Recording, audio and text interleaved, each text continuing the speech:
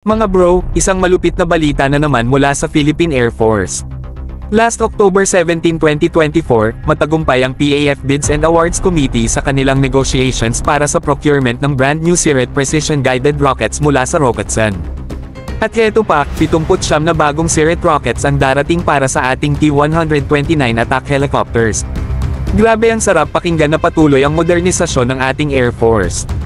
Ang Sirett mga bro ay hindi basta-bastang rocket.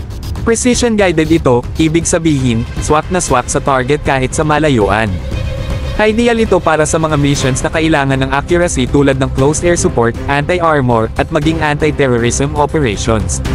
Combine mo yan sa galing ng T-129 attack helicopters, at may deadly combo na tayong magpapalakas ng ating depensa. Ang T-129 attack helicopters ng PAF ay isa ng formidable na asset, pero with the Sirett rockets, mas lalo pa itong magiging game changer. Imagine mga bro, ang flexibility nito sa battlefield, gayud sa ground targets, suporta sa tropa, at depensa sa strategic points. Kumbaga, lethal pero efficient, less collateral damage, mas mataas ang success rate.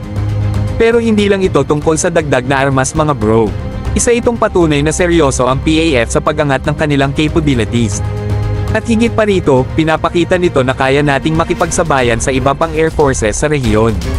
Sa dami ng hamon sa ating teritoryo, kailangan talaga natin ng ganitong klase ng firepower.